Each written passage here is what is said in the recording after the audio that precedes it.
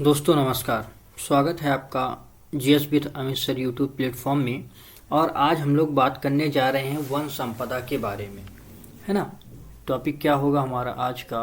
One संपदा, अर्थात वनों से प्राप्त होने वाले पदार्थ जिनका हम उपयोग करते हैं तो उन्हें हम वन संपदा के अंतर्गत रखते हैं। तो आज इन्हीं के बारे में समझेंगे। पिछली क्लासों में हमने वन का क्लासिफिकेशन किया हुआ है, चाहे वो जलवायु के आधार पर हो, चाहे वह प्रशासनिक आधार पर हो, प्रजाति के आधार पर हो या प्रादेशिक आधार पर हो। इनकी पिछली क्लासेस अगर आपने नहीं देखी हैं तो आप उन्हें ज़रूर देखें। और यह आज हम लोग बात करेंगे वन संपदा के बारे में।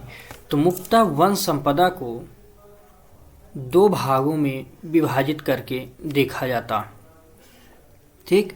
पहला है मुख्य और दूसरा है गौण। तो इन दो आधारों पर रखा जाएगा। तो पहला मुख्य वन उपज और सेकंड है गौण वन उपज, ठीक। ये दो प्रकार से किए जाते हैं। और एक तीसरा भी कहते हैं लघु वन उपज, जिनका मतलब इनसे और भी निम्न होता है। तो ये बातें तो मुख्यतः वैसे हम दो ही रूपों में इनको डिवाइड करते हैं। तो अब जैसा कि आप सभी को ये पहले पता हो चुका है कि मध्य प्रदेश जो है तो वनों में क्षेत्रफल के आधार पर सबसे बड़ा राज्य है। और यहाँ वन जो पाए जा रहे हैं, वन भी सबसे ज़्यादा पाए जाती है, क्योंकि सेकंड लार्जेस्ट हमारा मध्य प्रदेश है पूरे इंडिया में।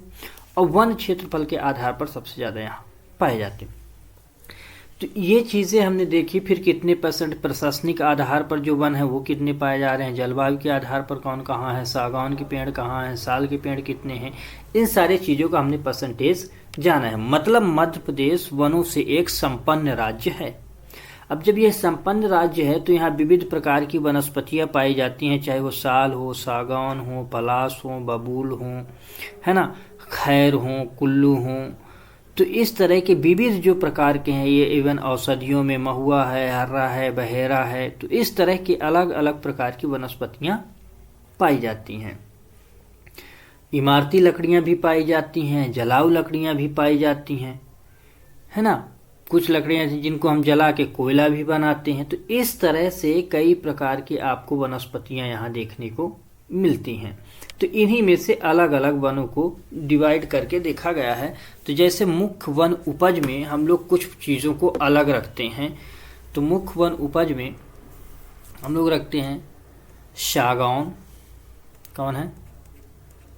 सागौन, इसे टीक बोलते हैं। साल, साल को साल ही बोलते हैं, है ना। बांस और अन्य इमारती लकड़ियां जो आती हैं, ठीक है। इसी के अंतर्गत हम क्या रखते हैं?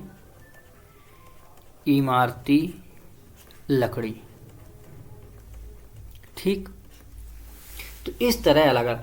तो आप लोगों को पता होगा कि पहले हम लोगों ने सागौन के बारे में पढ़ चुका है कि कितने परसेंटेज क्षेत्र में पाया जाता है, ठीक। इसे आप एक चीज़ लिख ले, अगर हो एक चीज़ ये कि एक घाटी है बोरी घाटी। कौन सी? बोरी घाटी। यह जो बोरी घाटी है इस क्षेत्र में यह ज़्यादा पाया जाता है। सर्वाधिक जो है तो सघन पाए जाते हैं। तो अगर पूछा कभी कि सर्वाधिक सघन क्षेत्र कहाँ है तो इस बोरी घाटी में। और यह बोरी घाटी है हरदा से होशंगाबाद वाला जो बेल्ट है। तो हरदा होशंगाबाद की जो क्षेत्र है उसमें सर्वाधिक पाया जाता है। इवन आपने जो हमने होशंगाबाद लिखा इसे आप नर्मदापुरम लिख लेंगे, क्योंकि अब नाम इसका नर्मदापुरम हो चुका है, ठीक। तो या लिख देता हूँ नर्मदापुरम। ऐसा क्यों? क्योंकि पुराने नाम जो है तो आम बोलचाल में यूज़ होते रहते हैं, लेकिन जो प्रशासनिक नाम नए होते तो प्रशासनिक दस्तावेज़ों में नए नामों का यूज़ किया जाता है। जैसे कि प्रयागराज, इससे पहले इलाहाबाद था। आम बोलचाल में आप इलाहाबाद ही सुनेंगे, लेकिन जो प्रशासनिक कार्य अब हो रहे हैं तो वे सब प्रयागराज के नाम से ही होते हैं। तो ऐसा जो है तो हमें नए नाम प्रशासनिक आधार पर ध्यान रखने होते हैं, लेकिन आम बोलचाल में लोग वही जो है तो पुराना नाम ही बोलते रहते हैं। तो इसके बारे में आप लोगों को बताया गया था पहले ही। साथ ही आपको साल के बारे में भी बताया गया था, बांस के बारे में भी आपको बताया गया था कि कब बांस राष्ट्रीय मिशन बना, कब इसका गठन हुआ, है ना। तो ये सारी चीज़ें हमने पिछली क्लासेस में कर ली हैं। किन बेल्ट में पाए जाते हैं इनके बारे में भी हमने जाना है। इवन आप यहाँ ये समझें कि बांस जो है तो बांस कागज उद्योग के लिए भी उपयोग किया जाता है। कागज उद्योग वो बनता है इससे, है ना, जो पेपर्स यूज होते हैं कागज के लिए बनता है। मकान बनाने के लिए बनते हैं, टोकरियाँ जो बनती हैं उनके लिए बनते हैं। तो इस तरह अन्य पदार्थ जो हैं तो अन्य जो घरेलू उपकरण यूज़ किए जाते हैं तो उस तरह के अन्य घरेलू उपकरण बनाए जाते हैं। तो मतलब आप ये माने कि यह लगभग बहुत ही ज़्यादा क्षेत्र में उपयोग किया जाता है। 2/3 तो कागज़ के कारखानों में उपयोग किया जाता है। इवन 1/3 घरेलू निस्तार के यूज़ इससे बनाए जाते हैं। तो अगर आप कहें कि 1/3 घरेलू जो निस्तार के उपयोग में आती हैं वस्तुएं, तो घरेलू निस्तार में जो वस्तुएं आती हैं उनके उपयोग में किया जाता है ये। ठीक ऐसे ही 2/3 कागज कारखानों के लिए उपयोग किया जाता है, 2/3 उपलब्ध कराया जाता है इससे। तो इस तरह इनके अपने अपने अलग अलग चीज़ें हैं। तो ये सारी चीज़ें आपको पता होती है ना। और इसको हमने बताया था कि ये सेकेंड नंबर का मध्य प्रदेश में पाया जाने वाला है।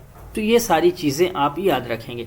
इमारती लकड़ी में काफ़ी लकड़ियाँ हैं, ठीक, जैसे साजा का लकड़ी है, हल्दू है, तेंदू की लकड़ी है। तो इस तरह ये इमारती लकड़ियाँ भी हम लोग उपयोग करते हैं।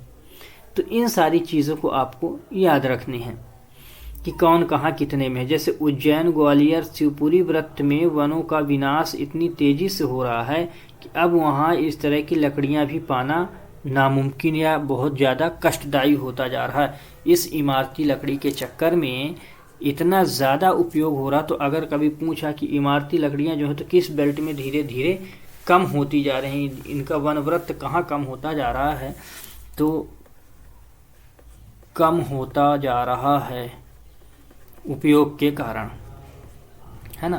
तो उस क्षेत्र को आप लिख लें कि उज्जैन,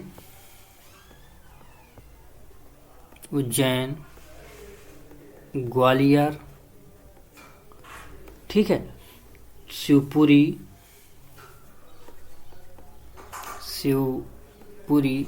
ये जो व्रत हैं इन व्रतों में इनके जो है तो मात्रा धीरे धीरे कम होती जा रही है, या कहें कि हम दुर्लभ वस्तुएं होती जा रही हैं। इन क्षेत्रों में इतना ज़्यादा हम उपयोग करते जा रहे हैं। और जलाऊ लकड़ी के उपयोग में हम करते हैं। और क्या नेक्स्ट है हमारा, जलाऊ लकड़ी, ठीक। तो जलाऊ लकड़ी,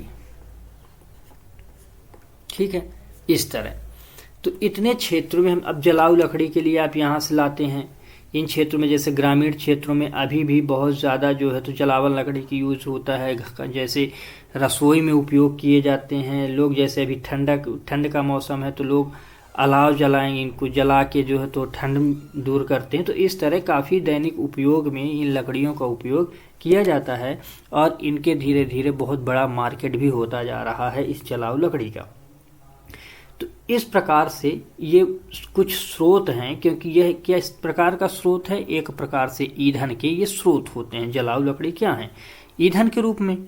तो ईंधन के रूप में भी इनका उपयोग किया जाता है, इस बात को आपको याद रखने। अब याद रखिए कि इनके जो बड़े उत्पादक व्रत हैं जलाऊ लकड़ी के, तो इसके बड़े उत्पादक व्रत, ठीक, बड़े उत्पादक व्रत कहाँ से, मतलब ये इनका उत्पादन ज़्यादा भारी मात्रा में जलावन लकड़ी का हो रहा है। तो लिखें आप बालाघाट, सागर, भोपाल, जबलपुर, ठीक, सिवनी, खंडवा, सिवनी के बाद खंडवा, और आप नर्मदापुरम भी और लिख लें, और नर्मदापुरम, ठीक है, इत्यादि लिख लें, या ये बड़े उत्पादक क्षेत्र हैं। ठीक है ना। तो ये बातें आपको समझ आए कि अच्छा इतने क्षेत्रों में हमने इनको डिवाइड करके देख लिया कि कौन कैसे क्षेत्रों में है, तो आपने समझा मुख्य उत्पादक के रूप में। अब अगर बात करें गौण उत्पादक के विषय में कि गौण उत्पादक में कैसे क्षेत्र हैं, तो भाई गौण उत्पादक में अगर मुख्य तौर पर देखा जाए तो इस गौण उत्पादक में मुख्य जो माना जाता है, इसमें मुख्य माना जाता है तेंदू पत्ता। ठीक, यह तेंदू पत्ता मुख्य रूप से माना जाता है। अब याद रखें कि ये जो तेंदू पत्ता है, यह तेंदू पत्ता बीड़ी उद्योग के लिए बड़ा इंपॉर्टेंट है। किसके लिए? बीड़ी उत्पाद के लिए बड़ा ही महत्वपूर्ण उद्योग माना जाता है। ये बात आपको याद रखनी है कि अब पूछ लिया अगर मान लो कि बीड़ी उत्पाद के लिए कौन सा पेड़ कच्चा माल उत्पादित या कच्चा माल प्राप्त करते हैं, तो ठीक है, तो किसके लिए हमने कहा? बीड़ी के लिए। बीड़ी का कच्चा उत्पाद इसी से प्राप्त होता है। ठीक, ये तो बीड़ी उद्योग के उपयोग में आया। अब यह संग्राहक बड़े मात्रा में होता है और ये ग्रीष्म काल में होता है। इसका जो तेंदू पत्ता का संग्रहण होता है, संग्रहण ये कब होगा? तो ये ग्रीष्म काल, ठीक है, कब होगा? ग्रीष्म काल में इसका भारी मात्रा में संग्राहक होता है। अब ये क्षेत्र देखें कि ये जो मुख्य क्षेत्र हैं, तो इन्हें काम कौन करता है? निचले समाज वर्ग के लोग करेंगे, पत्ते जो है तो इसको कलेक्शन करेंगे। तो इसके लिए एक राष्ट्रीयकरण किया गया। मध्य प्रदेश ने तेंदू पत्ता का राष्ट्रीयकरण किया।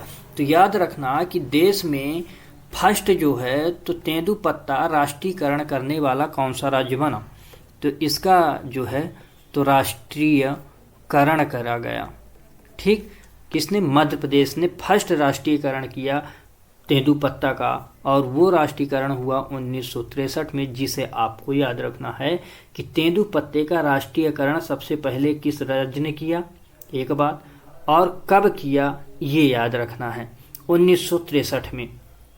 ठीक, तो अब आप इतना अब ये जो तेंदू पत्ता राष्ट्रीयकरण किया था, इसमें एक अधिनियम बनाया गया 1964 का।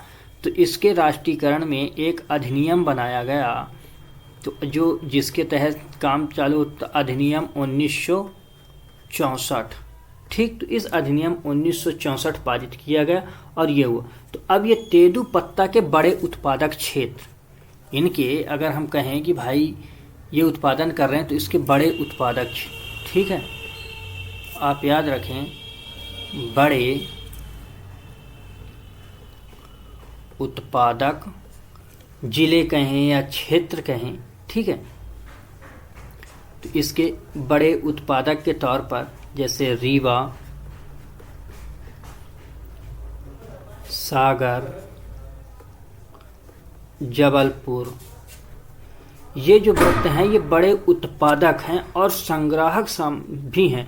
तो याद रखना कि जो बड़े उत्पादक हैं तो इसके जो संग्राहक होंगे, इसमें जो ये संग्रहण किया जा रहा है तो इसे कौन कर रहा होगा? जो मजदूर कर रहे हैं उन्हें हम बोलते हैं संग्राहक। क्या?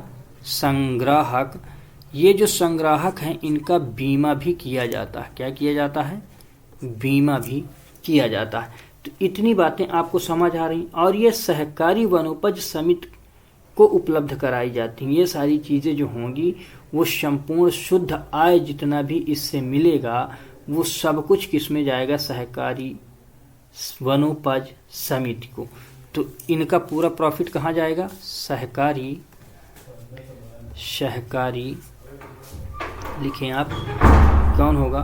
सहकारी वनोपज समिति। ठीक, तो इतनी बातें आपको ये याद रखनी। आगे और नेक्स्ट चलते हैं, नेक्स्ट पेड़ की तरफ।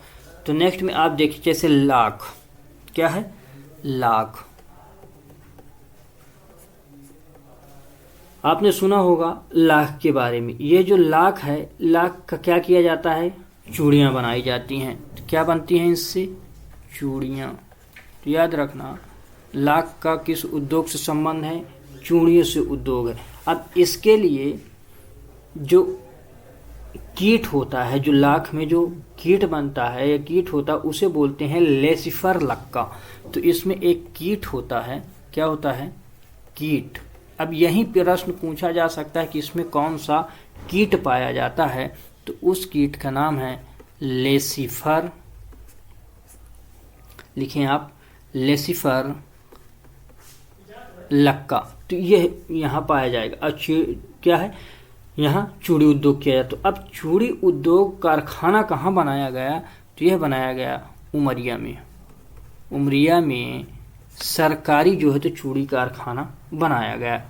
ठीक, सरकारी चूड़ी कारखाना, सरकारी चूड़ी कारखाना, सरकारी चूड़ी कारखाना। ओके, इतनी बातें आपको ये पता चली। इसी प्रकार एक और है त्रिफला, जिसे आपने सुना होगा। तो आप लिख लें यहाँ त्रिफला। सिर्फ ये पूछा जा सकता है कि त्रिफला के अंतर्गत किन किन को रखा जाता है, सिंपल से यही। तो इस त्रिफला में होता है हर्रा, बहेड़ा और तीसरी चीज होती है आंवला। क्या, आंवला। इन तीनों का मिश्रण बनाया जाता है। क्या बनाया जाता है, मिश्रण। ठीक, और इसी मिश्रण को हम बोलते हैं क्या, त्रिफला। ठीक, यह एक औषधीय पदार्थ का यूज किया जाता है। तो याद रखना कि ये क्या है, औषधि है। ठीक, ऐसे ही महुआ, क्या है, महुआ। महुआ भी औषधीय में आता है। इससे बनाई जाती है क्या, शराब बनाई जाती है, जो कि आप हर कोई जानता होगा, जिसे हम कच्ची शराब बोलते हैं, गपई, है ना। तो ये औषधि होती है। अब इसके बारे में आपको इम्पोर्टेंट क्या जानना है कि इसका जो वनस्पतिक नाम है, वनस्पतिक नाम है मधुका लोगिफोलिया।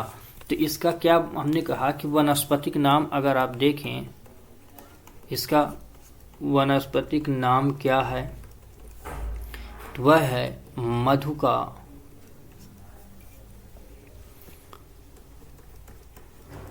लोगिफोलिया।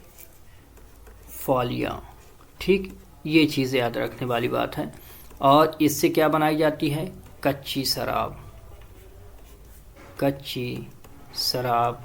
और याद रखना कि यह भी वनस्पति के आधार पर ही माना जाता है। क्या माना जाता है, वनस्पति माना जाता है। ये भी सॉरी औषधि मानी जाती है। औषधि के अंतर्गत इसका भी हम अध्ययन करते हैं। लेकिन आप याद रखें कि यह जो बनाई जाती है शराब, इसे सरकार ने एक नाम दिया है हेरिटेज शराब।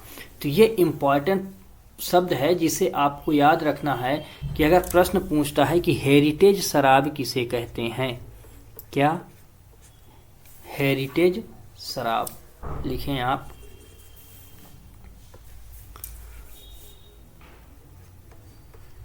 हेरिटेज शराब। ठीक, ये बात आपको याद रखनी है, हेरिटेज शराब, क्योंकि सरकार ने इसको नाम दे दिया। ठीक है, तो ये बात बहुत ही ज़्यादा इम्पोर्टेंट है, इसे आप मिस नहीं करेंगे इस महुआ वाले में। यह जो क्षेत्र है तो पाया जाता है, इसको अगर देखें हम तो बालाघाट है, छिंदवाड़ा है, होशंगाबाद है, इन क्षेत्रों में। तो अगर आप लिखना चाहें तो आप लिख सकते हैं बालाघाट। ठीक है, इसी वाले बेल्ट में जो है तो आपको ये महुआ मिल जाएगा। जैसे हमने लिख दिया बालाघाट, इसी तरह आप लिख लो छिंदवाड़ा भी लिख लो। ठीक, छिंदवाड़ा लिख लो, आप नर्मदापुरम लिख लो। ठीक है ना, तो इन क्षेत्रों में ये पाए जाते हैं। तो इस तरह आपको ये चीज़ें याद रखनी है। इम्पॉर्टेंट चीज़ आपको एक और याद रखना है, रेशम। रेशम जो है तो मध्य प्रदेश में रेशम 3 प्रकार के रेशमों का उत्पादन होता है। ठीक, किस प्रकार के? 3 प्रकार के। और ये प्राप्त किससे होते हैं? ये भी कीट से प्राप्त होते हैं। किससे प्राप्त होते हैं? रेशम कीट से प्राप्त होते हैं। ये बात आपको याद रखना है। जैसे कि कुसुम, पलाश, बेर आदि के पत्तों में ये पाले जाते हैं। तो ये किन पत्तों में ये कीट पाले जाते हैं? तो लिखो आप कुसुम, पलाश, बेर आदि के उसमें पाले जाते हैं। ठीक है, इस तरह ये कीट पाले जाते हैं इनमें रेशम के। और ये जो 3 प्रकार का हमने कहा कि 3 प्रकार के जो पाए जाते हैं, तो ये 3 प्रकार के कौन कौन से हैं? तो आप लिखे मालवरी रेशम। ठीक, नेक्स्ट है इरी रेशम। ठीक, और नेक्स्ट है टसर या टसर रेशम। ठीक, टसर रेशम। ये 3 प्रकार के ये पाए जाते हैं। तो जैसे यह मुख्यतः आपको मंडला वाले ज़िले में मिलेंगी, यह मुख्यतः आपको सिवनी वाले ज़िले में मिलेंगी, और ये बैतूल में मिलेंगी। ठीक, तो इस तरह ये चीज़ें आपको पाई जाएंगी। अब ऐसे ही गोंद, आपने सुना होगा गोंद का नाम। तो नेक्स्ट है गोंद। ठीक, यह जो गोंद है यह भी बहुत ज़्यादा उपयोगी है, और यह मुख्यतः 3 प्रकार से पाई जाती है। तो इसके मुख्यतः 3 प्रकार, ठीक है ना, 3 प्रकार के। अब ये जो 3 प्रकार के हैं उनमें से आप लिखें नंबर 1 कुल्लू। नंबर 1 कुल्लू गोंद। ठीक है, क्या है? कुल्लू गोंद। यह जो कुल्लू गोंद है कुल्लू के पेड़ से प्राप्त होती है। किससे होती है? कुल्लू के पेड़ से। कुल्लू के पेड़ से यह प्राप्त होती है।